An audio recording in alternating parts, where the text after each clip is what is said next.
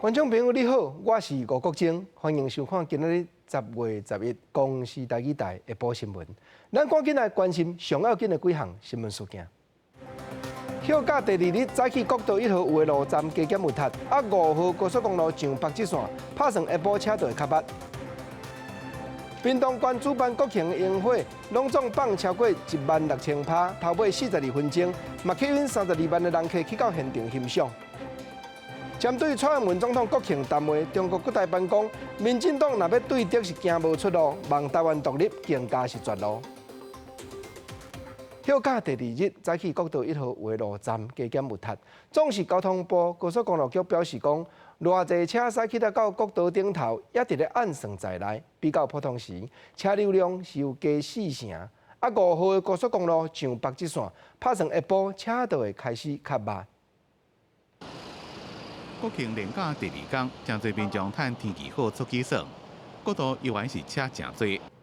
伫国一的杨梅系统加国3的英国系统，车速拢无到40公里。国公局讲，除了地站小可较塌以外，第2天国道第2项正顺，有个国道的总延长车公里是118万车公里，是普通时的1.4倍。在国5的南下方向呢？就是在高乘载管制前，大概有一波就是南下的一个车潮，但是在高乘7点实施高乘载管制之后，车流就逐渐的疏解，应该有大部分的一个南下的车潮呢，已经离开北部了，所以说今天来讲的话，南下的这个行车会比较顺畅一些。国公局提醒，伫连假第2天下昼，公共的头城到避那可能会提早出现上北的车流。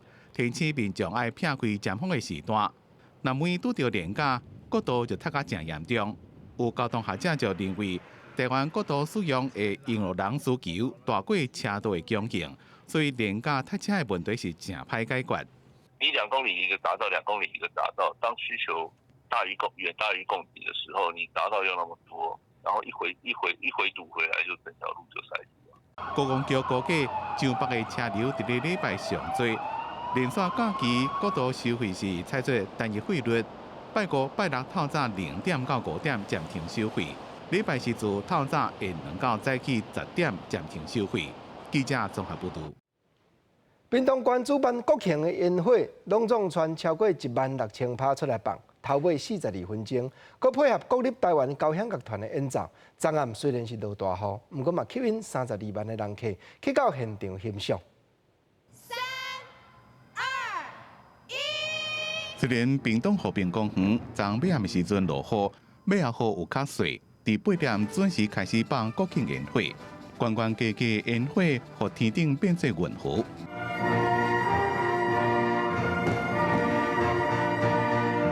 超过16000粒烟火，有6个主题，伫暗暝的半空中放出美丽色彩。搁在看视交响乐团现场演出，声光视觉效果，搁搭配100年高频古桥，现场的观众是看甲拢人去。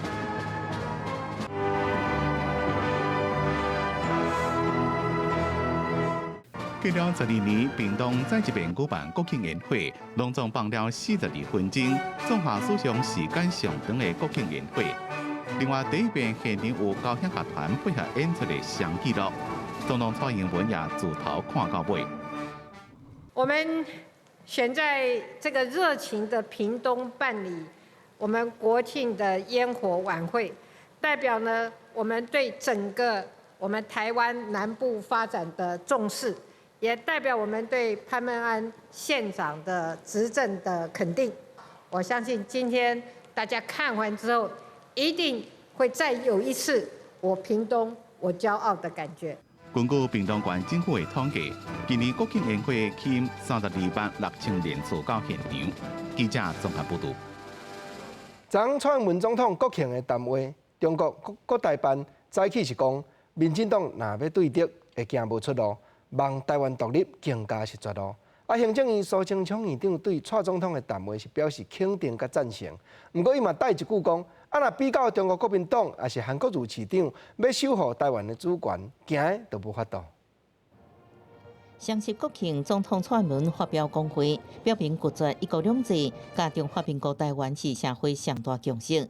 中国各台办今早起回应，民进党当局领导人10月7日涉及两岸关系讲话，充满着对抗撕毁甲敌对意识，也要证据民进党当局无对抗、无出路、无态度，仍是绝路。中国学者也认为，蔡总统是借由香港来挑化一国两制，宣扬中国威胁论。这个利用香港局势，这个进一步加强对抗大陆的态势，批评一国两制，否认9·2共识，现成了他谋求竞选连任的主要的政治资产吗？中国学者认为，蔡总统的两岸讲话主调就是要对抗大陆，佫是选举的考虑。台湾学者分析，国庆文具两岸内容甲去年差别无大，真侪摆讲起中华民国是甲过去连赢主张无同，有求中间选民的意味。不觉得这是一个拉高对抗行为，这是既定的一个立场跟态度。离选举也近了哈，那么这一定有征集选票的一个效果哈，找中间路线哈，在中华民国是最大的公约数。昨天在国庆大会上致辞，也再的就中华民国台湾需要大家一起团结努力，守住台湾，这正是对应中国国民党及韩市长的表现。行政院长苏贞昌是对蔡总统的中华民国台湾讲法表示赞成，也对高雄市长韩国瑜两岸政策提出批评，认为平常时话一中过表，到中国却一句话拢唔敢讲，考试韩国瑜无法度守住主权。记者综合报道。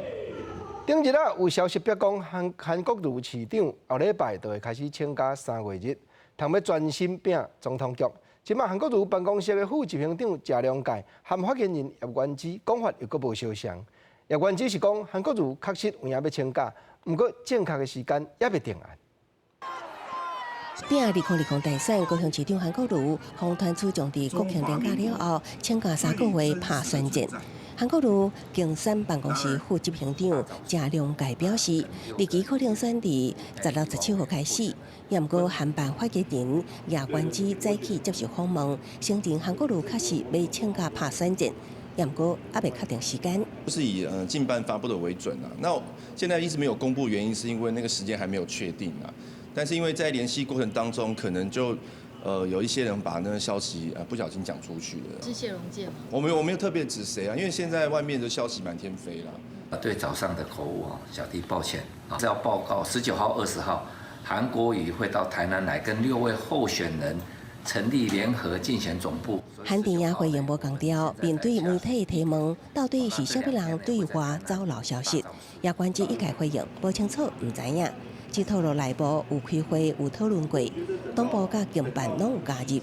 叶元之也否认将由前台北县长周锡伟担任总发言人，甚至韩州配传闻。韩国瑜选伫国庆日天公布两环政策白皮书，做到蔡定亚反考试，喊的两环政策根本就是人民日报社论。叶元之也强势回击，因为很遗憾呐，就是我们的总统府好像只剩下抹红这一招。把抹红当作是自己施政无能的一个遮羞布了。那希望说蔡总统真的可以提出一个治国的办法不要好像义和团团长一样乱骂操纵民粹。韩国瑜夫人李家坤10号参加国民党爱国旗活动，却因为迟到无言，甲马英九高对伊讲台，引起外界理由，敢是性格也未改。叶元之澄清双方无误会。2020选战进入最后阶段，面对民调惊低，南亚内部整合暴情，犹原是韩国瑜一定要解决的一大难题。记者综合报道。来讲，台湾民众党伫咧苗栗和台中这立委的选区，拢有推派候选人。不过，郭台铭这边同款嘛要杀人，这敢是表示双方面的合作有加高。郭文铁市长讲，双方面有9%拢无去冲突到，伊算是真满意咯。另外，人问起蔡总统讲，中华民国台湾是正人的共识。郭文铁市长讲，那这句有影是上界侪人的认同的最大公约数。总统蔡英文伫国庆当会讲到，中华民国台湾是规个社会上大的共识。演说内面，阁讲到6届中华民国。国民党主席吴敦义认为总算及格。六台北市长柯文哲虽然无愿意替蔡英文的演说来拍分数，但我认为嘛是目前台湾的上大公约数。国是中华民国嘛，家是台湾哦，在现阶段，这个好像也是最大公约数的。以第三势力要来抢攻国会，台湾民众党伫分区的立委，恐惊唔那是爱面对着哪里的压力。鸿海创办人郭台铭领头的郭家军，按算要杀派着陈宜华来参选着苗栗的选区。原本民众党已经提名朱捷成，郭跨化合作，煞伫选区提名定大，是不是合作三型变化？如果完全都一样，那干脆就合并成一个党就好了。你儿子都没有那么听你的话，你怎么会期待说，跟你一个 partner 平等的那个合作伙伴100%跟你一样，不可能啦。有总统提名遴选门票的亲民党，是不是由党主席宋楚瑜来出征？到今嘛还未确定。郭文泰敢若讲，甲宋楚瑜的沟通管道是真顺，大家人拢有家己的立场，会继续协调。2020总统大选是不是有第三势力的加入？外界是继续关心。记者欧文良、陈佩瑜，新北市报道。香港警方要甲反送中抗议的民众掠去钓湾的海边一间拘留所关，迄搭号做新王岭。香港中文大学的校长昨和学生会面座谈，有一个捌互掠去新王岭的查某学生，当场甲喙眼拔落来，讲伊捌伫新王岭去互警察甲伊抄答，望校长出面谴责警方。落尾校这边是讲，一礼拜的时間，互因去了解詳細。新屋嶺個搜身室係全黑㗎，你知唔知道？唔止我一個遭受警方性暴力啊，其他被捕人士係曾經遭受不止一名警員不分性別性侵及虐待。感到目屎，講到家己參加反送中運動期間被掠，在新王嶺拘留中心遭受性暴力。香港中文大學7日舉行學生校友對會，有學生講到這段遭遇，佮將喙眼摕落來，希望校長發言譴責警方。校長，我願意鼓起勇氣除低呢個口罩。請問你願唔願意同我一齊鼓起勇氣，同學生同行，譴責警方對被捕人士，包括中大嘅學生施暴？警方如果係做咗一啲不合理嘅嘢，佢做咗不合理嘅嘢就係暴力。暴力嘅時候咧，我就會譴責。會談中，校長指中心譴責一切暴力。對會結束了後，一度被學生包圍，無法度離開。然後，閣一擺重回會場，最後保證一禮拜內發表聲明譴責警方暴力甲性暴力，並保護學生校內安全，也閣將成立緊急反應委員會。警方也伫面冊鋪文表示重視這項指控，目前無接到相關的投訴，會聯絡事主，提供實際證據，讓警方做出公平公正調查。7日多是雙十國慶，未少香港民眾提中華民國國旗，伫天星碼頭唱歌慶祝。現場有真濟防暴警察戒備，期間也打雜未少民眾，引起在場人數不滿，也有中國民眾甲現場參加的人嚟叫罵。另外，也有人號召到警署外口，聲援進前示威中遮眼受傷的少女。香港反送中事件加了將近4個月，上新統計有超過2300人被掠，其中3成未成年。警隊絕對唔係單打獨鬥，唔係孤軍作戰。我哋一個政府團隊大家合作，確保香港可以恢復平靜。政務司長張建宗俄羅警方執行恐怖任務表現進展，也指出有不少警察長期工作30點鐘是真辛苦，希望警民應互諒互讓。同時強調，警和平法本意是合作作強，卡住市民無迫害，就絕對免煩惱。記者綜合報道。昨暗6點外，中國嘅江蘇省無錫市高速公路頂嘅高架道路向崩去，警方統計有逮到3台車，敢有人死傷，還佫佇咧查明。意外發生拄當是下班時間，所在沿路嘅車是踢超過5公里遠。伫咧燈籠頂嘅車嘅行車記錄器看到頭前嘅高架橋突然間崩來，伊人在下骹一個車佇咧行。對目光角度看，有一台轎車嘅車頭，和崩來橋面對調嘅袂顛袂動。北環路這個橋高架塌掉了，我的天啦！312這個橋直接塌了。這是中國江蘇省無錫市11號國道往上海市嘅高架路段。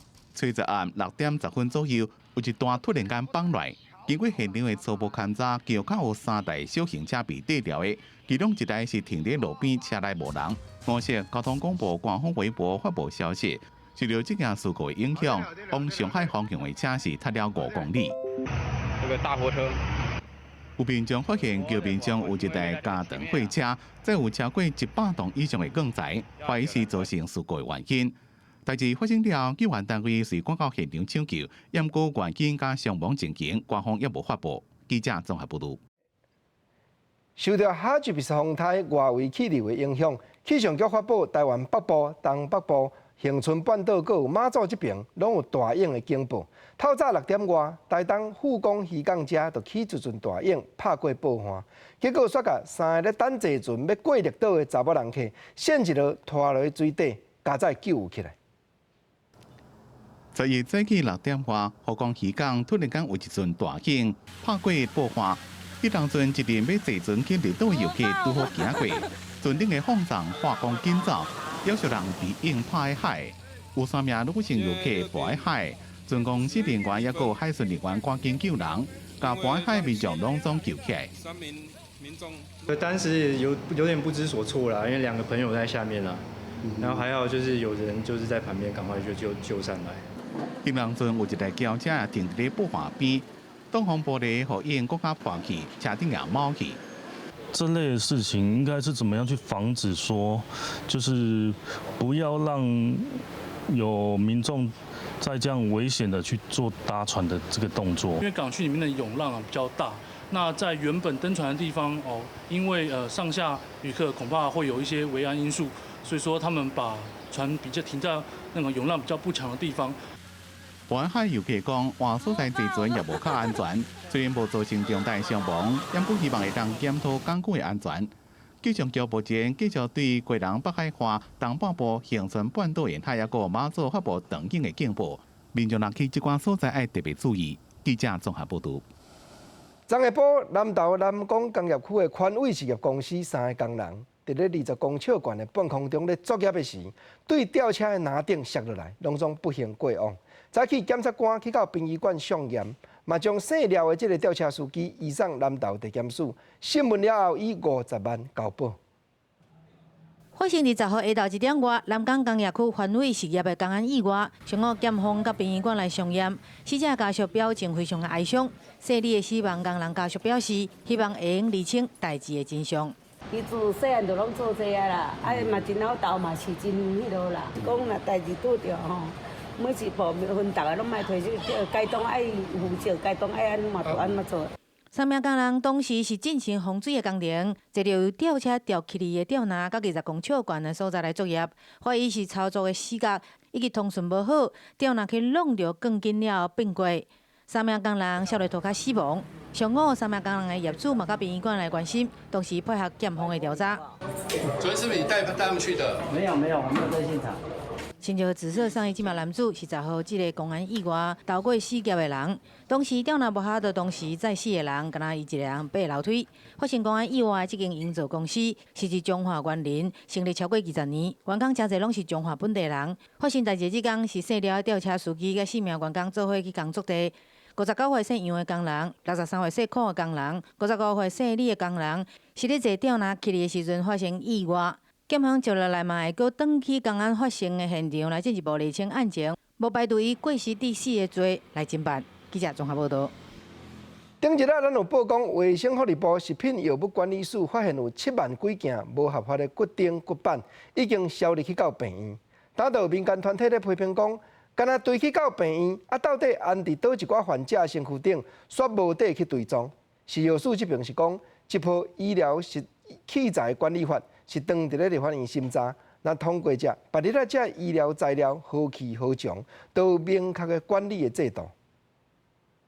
由苏城精密科技公司制作生产的希维克骨钉骨绑系统，已经遭到食药署稽查发现有7万多件违法医材流入市面，遭受普及的病院达到80间。验过骨科开刀的病人，敢是用到违法医材，家己无法度知影，这等到病院老实甲伊讲。有民间团体建议卫福部应该自速建立高风险医疗实体物使用登录制度。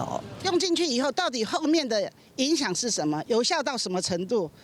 会不会有排斥作用等等等等的，这个事实上是不知道的。民间团体表示，欧美甲日本拢有立法强制要求医疗院所将患者疗程中使用的全部医材配合甲术后等全部做册，一旦爆发不法医材事件，就会当随发现使用问题产品的患者进行不良追踪追溯，以保障病患的权益。台湾也应该建立这款的医材管理制度。我们在医疗器材专法的草案里面，对于一定风险品项的医疗器材、医疗院所和医材商，他们都要建立来源和流向资料。因为即马药事法欠对医材使用的追踪追溯，食药署强调医疗器材管理法草案正伫立法院审议，未来若讲通过，医材来源、流向甲使用都有明确管理机制。记者综合报道。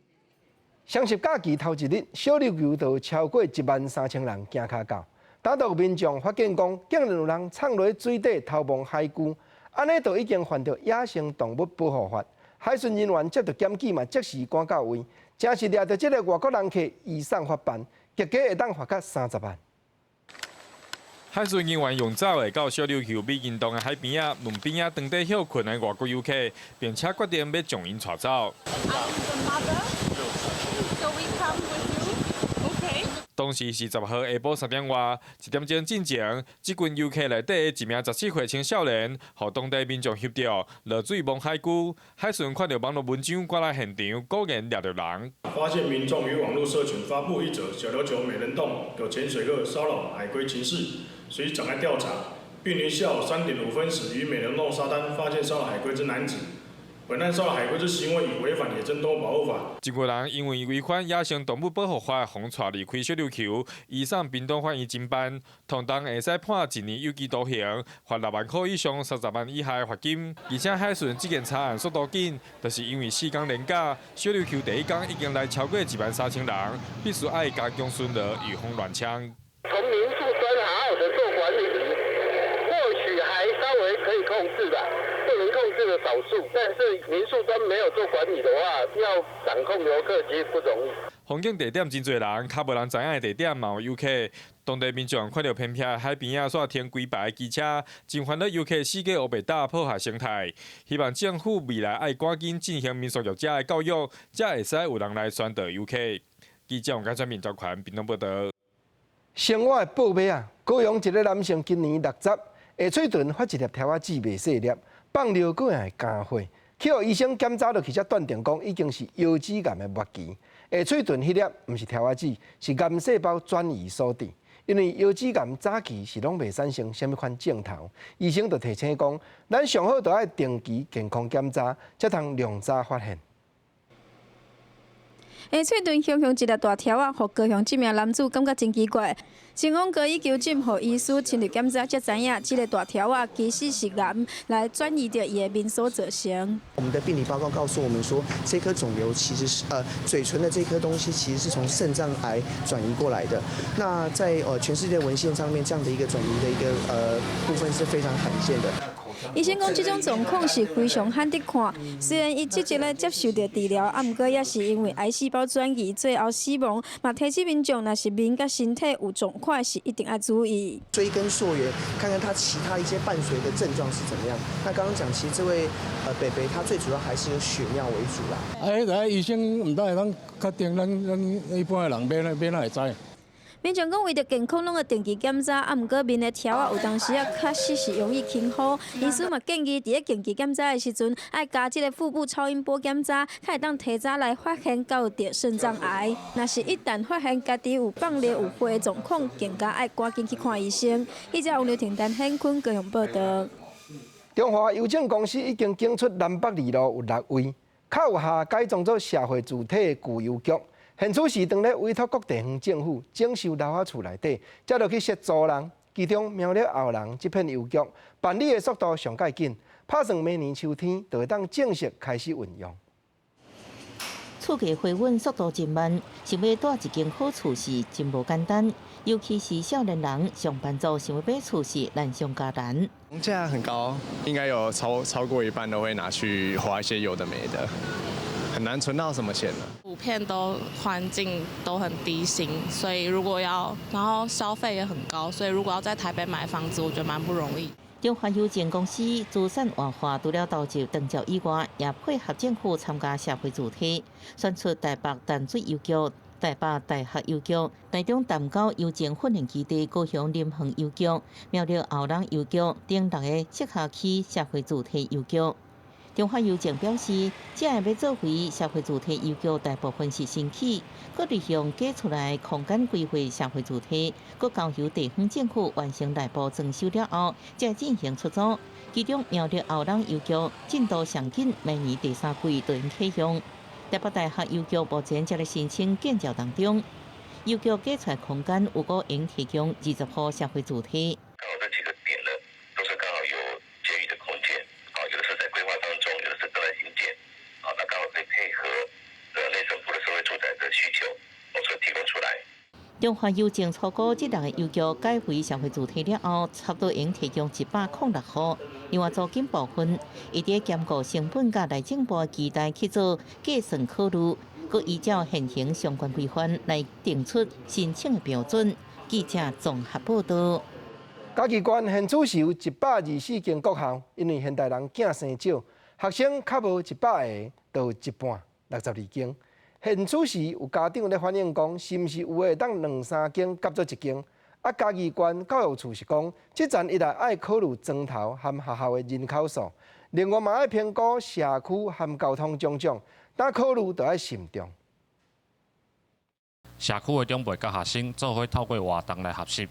嘉义县鹿草乡的碧潭国小运用学校的空间，成立社区关怀据点，增加学校伫地方的价值。马为目前伫遮读册11名学生，增加学习的多元。借由我们学校所有老师的一个发想，我们就想出来一个老少共学的一个课程的规划。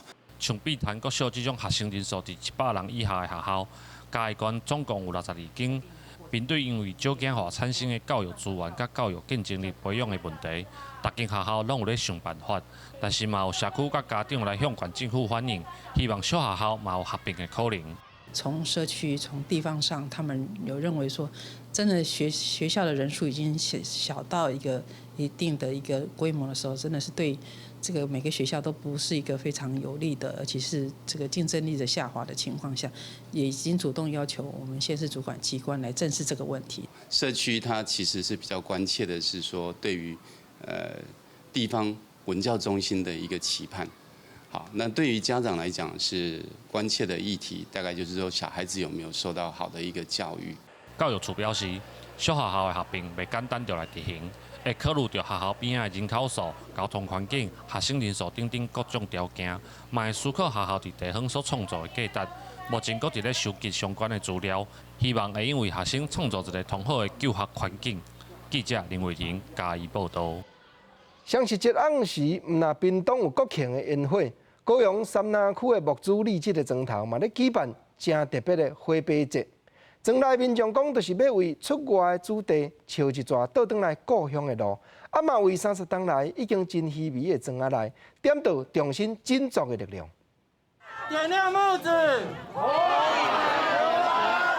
迎你回家。高雄市三林区的木子里是一个常住人口只敢若300多人的山村。为着要互社区搁兴起来，居民报告政府补助，伫10月初10国庆日暗时办一场叫做花把节的活动。阮咧读册时阵哦，因为阮咧行路介远啦，拢差不多伫个厝仔行来到学校，爱到伫2点钟。要出发啦哦，迄阵天袂光咧，4撮人就会野火把赶带来到半路，已经有看到路啊，伊就会叫阮赶紧去学校。倒转啊嘛是同款。来参加这项活动的有600多人，人数是普通市村民的2倍。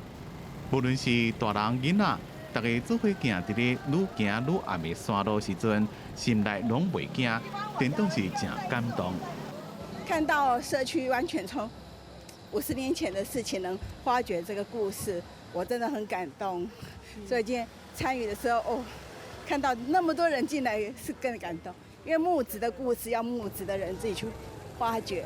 今天的活动设计是让大家从白水泉聚落，然后经过红毛山、木子，再到嘉东湖。对，然后这段路总共有3.3公里。小乡社组织也联名，是这2年甲木子社区合作花宝节的在地组织。因强调花宝节不是农村一旅游，是希望会让有更加侪人陪伴木子，重新把社区的力量取代，让花宝将这山路顶的星照光游子回乡路。记者综合报道。台湾省政府的一片旧宿舍已经趴荒将近半世纪，现在是经过改装，要转型做文化创新的军基地。这片旧厝内底阁有10间房间，会改变做青年旅馆，按算年底就会开幕。但主管机关就邀请艺术家来办展览，形体转型开幕拍头阵。这几排拢是英国宿舍，阁是用茶做的窗仔门，看起来相当的复古。这是台中心计新村，较早是台湾新政府的旧宿舍，拍荒半世纪了后，即马空间活化，转型要做文创的基地。目前内底有10间房间要改做青年旅舍，市府邀请艺术家先伫这房间来办展览，用艺术来拍开对旧空间的想法。就是不同的艺术家去诠释，就是每一个展间的各有的特色。然后也把台中的在地文化都表现出来，我觉得它这个是一个很棒的地方。这一次办展览，其实是在青年旅馆里面的房间办展览的，然后所以说它是一个非常有趣的一个开放型的一个文创园区。台湾的设计师用菜市仔店看的家己地啊来营造房间的灯会气氛，随便这是热门的翕相景点。伫台湾已经住5档的日本设计师，把家上爱食的物件设计变做地图，和大家分享台湾味。很多日本的艺术家来，但是他们不知道在台中有什么，在那里煮饭，所以我希望日本艺术家知道很多台中的好吃的店。台中的市场其实是很密集的，从第1到第6市场，我们希望把这些跟现在跟之前去做一个更好的那个文创之间的交流。这间青年旅舍按算伫年底要进行营业，10位艺术家拍开房间看创意，互民众欣赏无同款的生活美学，迎接老厝的新生命。记者综合报道。昨暗公布的诺贝尔文学奖，得奖的是波兰的查某作家欧加托卡丘和奥地利的作家 Peter Handke， 总是让活几年的日本名作家哈鲁基穆拉卡米村上春秋同款嘛无通着甲伊，嘛互真侪伊的册迷感觉失望。知影家己得到2008年诺贝尔文学奖，波兰的女作家奥尔加朵卡丘唔敢相信。I'm still the time on the beginning I was surprised, but now I'm starting to I'm trying to verbalize this idea that Olga Tokarczuk is related to Nobel Prize. It's still quite difficult for me to understand, but of course I'm from the other side. I'm proud and I'm very aware that my life changed. 1960年出世的奥尔加朵卡丘是波兰当代上受欢迎的女作家之一。融合现实甲魔幻的风格，反映出波兰人民的日常生活甲世界观。过去不因为批评政府受到保守人士的威胁。只有今年2019年文学奖是颁予奥地利的作家彼得汉德克。It was very courageous by the Swedish Academy this kind of decision. 因为彼得汉德克2014年被批评诺贝尔文学奖应该废除。另外，伊也捌发表过探讨南斯拉夫类型的作品，政治立场受到争议。今年76个彼得汉德克是德国界重量级的作家加小说家，同时也是编剧加电影导演。这2位新的文学奖得主，伫台湾拢会当找到因的中文版的作品。今年文学奖一并公布2位，是因为负责评选的瑞典学院去年发生性丑闻风波，2018年的得主延到今年才最定公布。记者综合报道。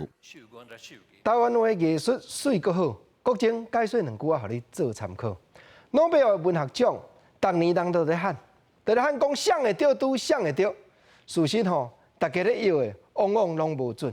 是安怎样？是诺贝尔才会评审的专家甲世间人的眼界无共，嘛未必然。因为文学这种主题确实是真主观。讲到这，国政原来想到一句台湾的俗语话，讲出来和观众朋友大家探讨。这句讲吼，世间有3项啦，讲文章风水地，真捌无几个，啊，都有影哩。文学文章，这你讲你捌，我嘛讲我捌，到底谁才会捌？啊，第2项风水嘛同款，讲徛山头看地理，你捌较深，还是我捌较铁？有当着啊吼，无得去通个对证，啊，无得对证，啊，搁第3项，文章风水地对啦。讲到地，真捌嘛无几个。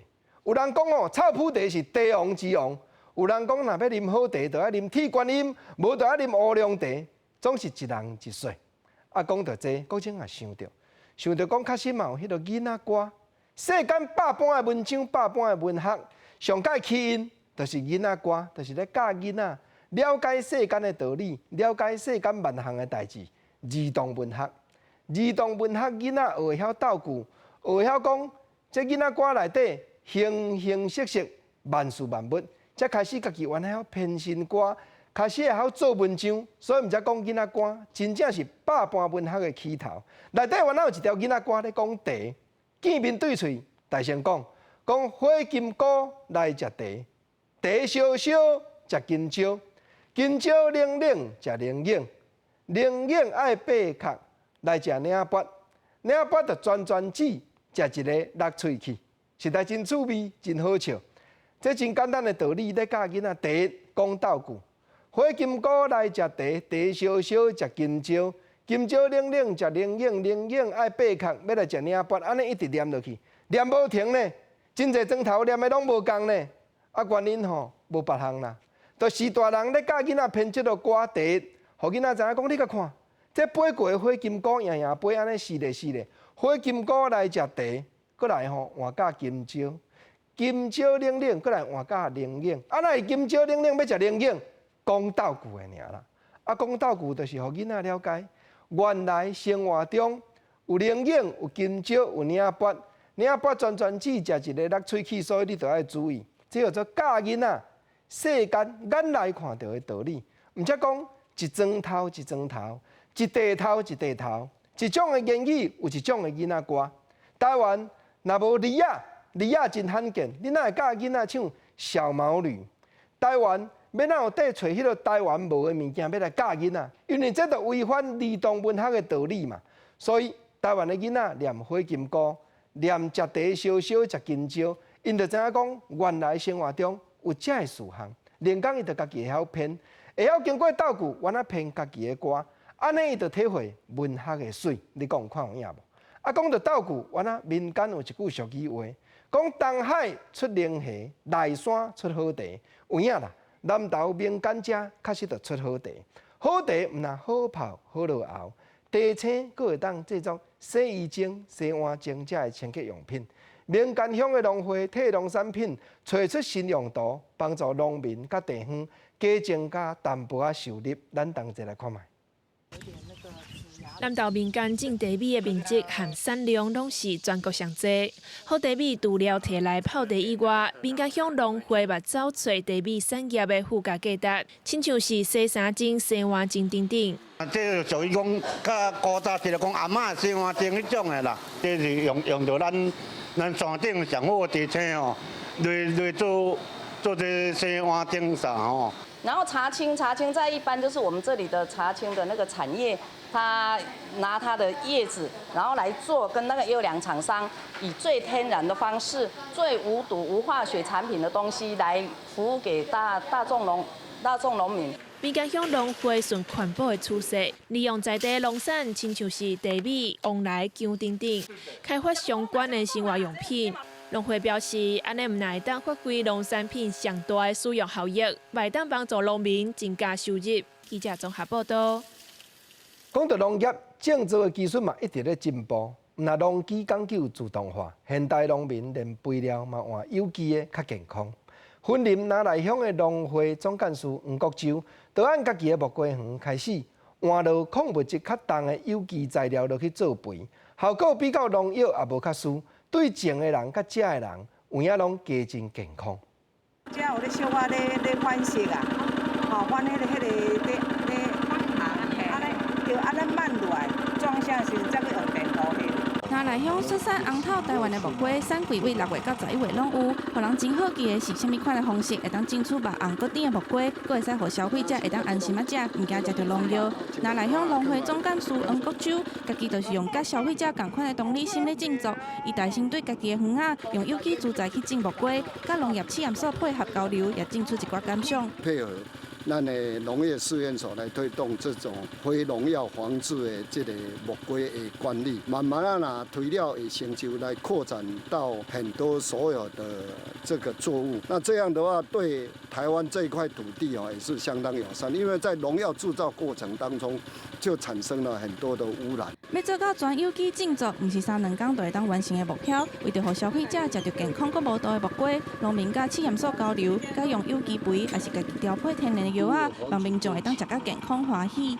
可以预防细菌性的昆虫的虫害蜘蛛也好啦，白粉病也好粉介壳虫也好，拢总是有效的。所以讲咱这试验所伫咧推动这部分我感觉讲是相当好。木瓜它是属于连续型采收的，那所以它比较容易，如果在结果过程当中还继续再持续用药的话，那它比较容易有农药残留的疑虑。像木瓜是林内一个很重要的一个作物嘛，那我们希望说能够在这方面来帮助农民说使用一些非化学合成的资材来去预防病虫害，那这样子是也可以促进消费者的食安。生虫病菌拢是农民常常爱面对的问题，若是接触药有可能会有农药残留。即摆改用无毒有机的方式，唔但对农民本身甲环境，佮有消费者，拢是健康优先，而且兼顾食品安全的做法。记者综合报道。来讲台南各地头麻仔种袂少，一年当产量有将近1500吨。不过收麻仔、放麻仔、晒麻仔，煞定定咧欠工。即马农委会引进国外专门咧采收的农机来改良，连捆连绑做一摆解决。目前有开放予将军、安定、善化、西港这4区的农民登记使用，助赞大家较快收成咧。天气变凉冷啊，来一碗香公公的麻油鸡当着时，麻仔营养成分高，也真好种。真侪农民除了种稻仔以外，也会种麻仔来增加收入。台南是麻仔的主要产区，年产量差不多要1500吨。不过近摆要采收，就会出现欠工的问题。这阵农委会为国外进口收麻仔的机器，经过改良，一台就通好拄差不多24个人工。这阵先补助台南市的所在做使用。咱改良场第3、4档前咱来引进为国外引进这个果菌菌嘛，做适当的改良之后，咱有2档前来正式来推出啦吼。那今年为着要推广这个技咱农委会辅导处嘛补助咱台南市将军、善化、安定、西港4个农会拢有补助1台机器来做这个代收的推广啦。这台收麻仔的机器市价差不多80万，一天就会使采收至少1.2公顷的麻仔。真侪农民是拢亲身来现场了解这台机器的操作方法，不过伫咧试用的时阵有发现一寡问题。都在咧真正咧发工嘛，当然机械采较紧，当然是大家拢会用啦。问题是讲这麻仔啦有当时较悬的、较低的有当时话也未熟。要有个青，袂当统一来采安尼这个问题。伫咧收麻仔机的试办期间，农委会也释出1分地12块的优待介绍，降低农民的生产成本。市府也鼓励农民到将军、安定、善化、甲西港区的农会登记做使用。准讲农友甲产销班要买这台机器，政府会补助1半到1/3。记者综合报道。彰化基督教病院实地服务的根据点庆祝成立1周年。来看这因服务的时代，大家做伙跳舞唱歌。基督教病院失智症中心的王文虎主任嘛讲，失智症咱就唔通惊，都若保持接受治疗，互时代会当直接出来甲人活动，就是将退化拖较慢，上介好的办法。做伙唱歌、跳舞，庆祝失智服务据点1周年。这阵老大人老侪来开 party 庆祝，将其利用中华路的旧园区设立失智服务据点，到目前已经服务伫要1万人次。除了帮助失智的老大人袂遐尼紧退化，卖使减轻家属照顾的负担。那在这里，我们除了服务这些长辈以外，我们还跟很多的单位结合，做了很多的创新的服务。譬如说，我们跟彰师大的结合，来创造一些用语音来做怀旧的治疗。那我们也跟我们的中医部合作，用中医养生的方法，在这个地方来推展延缓失能的方案。长期的失智服务据点聘用退休的员工来担任照顾服务员，退休员工来做照护员，唔但会当增加因的技能，更会当继续提供专业的服务。我是要进去探索说我的未来，因为我即马嘛是准老族的，我若无去家探索，我后摆唔知咩面对我家己啊。长期的失智症中心主任指出，面对失智症唔免惊吓，只要早起工接受治疗，就会使互退化程度变慢。伫厝的附近找到方便的服务据点，互老大人定来参与各种的活动，都是一种正好的方式。记者综合报道。前线直接看，美国10月初6才宣布要按中东的叙利亚这国撤兵，谁知影讲经过3日尔。叙利亚北边的土耳其这国就叛过国界，去拍叙利亚国内 Kurd 这族的军砖头。唔但讲派战斗机出来空袭，搁派陆军去包围，就连叙利亚国内遐个 Kurd 的军队，嘛去互土耳其支持的游击队，拢甲死伤袂少。现此时包含欧盟、世界各国拢咧斟酌土耳其出兵这项行动。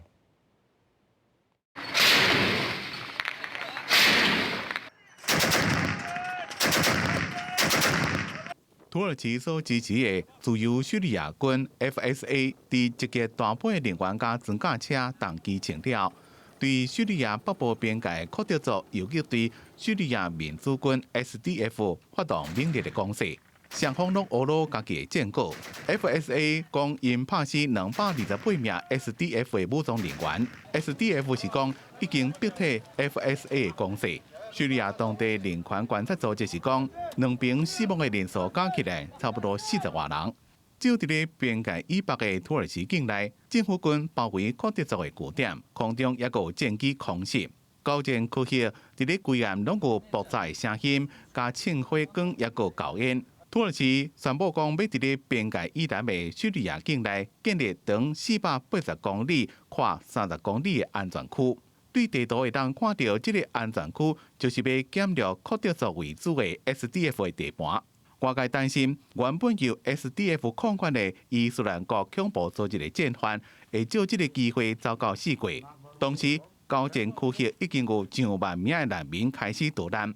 红十字会等国际组织估计，若是战事继续，难民的人数会到30万甚至45万，互人道危机更加严重。对此，美国总统川普除了为伊的叙利亚政策辩护，认为美军已经无必要留伫咧当地，也提出所谓的3项选择。警告土耳其唔通跨过美國所謂紅線。We are going to possibly do something very, very tough with respect to sanctions and other financial things. We have a very good relationship with Kurds, or we can mediate. I hope we can mediate. I hope the last one. Of the three, I hope it's going to be the last one. 不过，土耳其除了强硬回应，认为外界担心甲指控是无根据的。也个主张，若是欧美甲土耳其的攻势讲这是占领，土耳其就会甲境内差不多360万的中东难民拢放出来，互因入去欧洲，制造欧洲国家的问题。记者综合报道。印尼这国首席的安全部长，今年72岁维兰多，昨去访问亚瓦岛，煞去互人亚岛偷渡巴岛。经过送医急救，状况也算稳定。也印尼的总统嘛赶紧下令调查嫌疑犯的身份。目前是有确定杀手是恐怖组织伊斯兰国，设伫咧印尼国内新权游击队这个团体派出来的卡小。印尼最高治安首长威兰多伫初三到了瓦岛参访，落车时阵，互一个亚岛的查甫人插到伊的腹肚受伤，倒伫涂骹。警方随逮捕嫌犯，也派直升机将惠兰多送到军方病院治疗。目前伊的情形已经稳定。总统佐科威也赶到病院了解情形。Dan saya juga tadi siang langsung saya perintahkan juga kepada Kapolri, kepada Kabin didukung oleh TNI untuk 印尼警方逮捕2名嫌犯，调查了认为2个人是伊斯兰国 IS 伫印尼的分支，被印尼列做恐怖组织的神权游击队的成员。Bisa mengidentifikasi bahwa pelaku adalah dari kelompok DAD Bekasi。神权游击队捌伫咧印尼发动几多遍的恐怖攻击，上严重的是2018年的自杀炸弹客攻击教堂的事件，造成13个人死亡。今年72岁维兰多，2016年被佐科威任命做印尼最高治安首长。伊捌担任过印尼国军的总司令。联合国指控伊伫1999年东帝汶独立运动期间进行暴力镇压，造成超过1000人死亡。对于指控，维兰多是否认印尼一个最近正伫咧修订荷兰实名时期的刑法，将会规定婚外性行为未婚同居犯法会当被判刑，也搁要立法打击贪腐的肃贪委员会，将对学生伫咧9月连续几个礼拜上街头抗议。佐科会因此下令暂缓刑法修正，严过伊将会伫咧10月20宣誓开始第2任期。要怎处理修正案正受关注。印尼的军方专家担心，到时又再发生恐怖攻击。记者综合报道。世界真神圣，咱来看一个真特别，设伫咧象牙海岸遮的度假村。这片漂流伫咧海面顶头的度假村，虽然无讲概括，不过咱斟酌看。这是一个法国的发明家用铺板，佮有70万卡塑胶桶仔制作出来，就亲像铺伫咧海面上的岛屿，实在真奇卡。这个迷你的度假村铺伫咧海面上，内面的设施拢真简单，互要扩欢游客心情，规拢放松。正主要的建材拢是外地的塑胶。C'est une île artificielle qui est construite avec les déchets de la lagune, principalement des bouteilles en plastique. On peut estimer à 700 000 le nombre de bidons qui constituent l'île artificielle.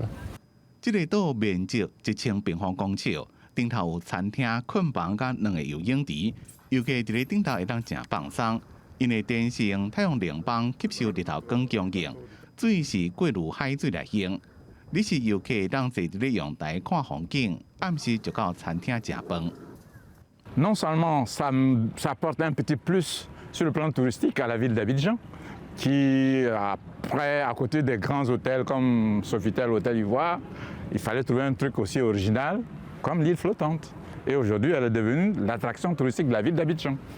这个迷你的度假村本来是发明家贝克生活的所在。一开始，伊是想要生活伫咧一个会当自由自在浮伫咧海边黑的岛。不过，要让这个度假村吸引真侪人的注意，才变做出租的度假村。真侪对环保有兴趣的游客甲好奇的当地人拢会来遮住。Je trouve que c'est très original, c'est un lieu très atypique que j'ai jamais vu nulle part ailleurs. Enfin, j'ai pas vu d'équivalent autre part.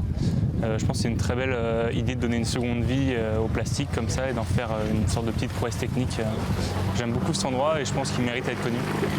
这么，这个迷你度假村还有一个问题要解决，就是排放污水的慢性污染问题。因为游客增加，所以排出的污水也开始增加。贝克这么伫咧研究，希望和岛上所产生的排泄物转化成做堆肥，搁再利用。记者综合报道。下半部和明仔载，台湾各地头阁有澎湖、金门、马祖，大多数拢是济云到好天。不过有2大咱来注意，第一就是东部、东南部和恒春半岛，拍算话角头会有短暂的阵雨。明仔载过到过，南部阁有中部的山区，原来有一寡所在会有短暂的雷阵雨。明仔载各地头气温变化啥款？咱来看详细资料。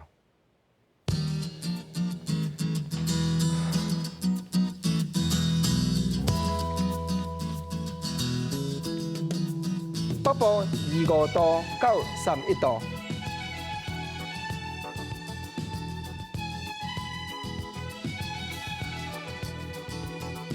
中部27度到33度。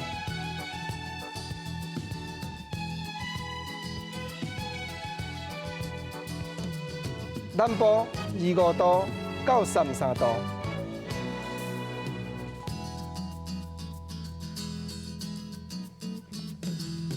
东部23度到32度，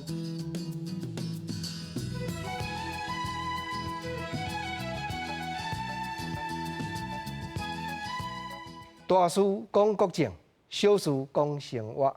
观前看台湾，顾后看海外。台湾四时春，国政报新闻。有话实在讲，敌人学敌群。感谢观众朋友收看今仔日公视台语台下晡新闻。后礼拜同这个时间，咱再会，多谢你。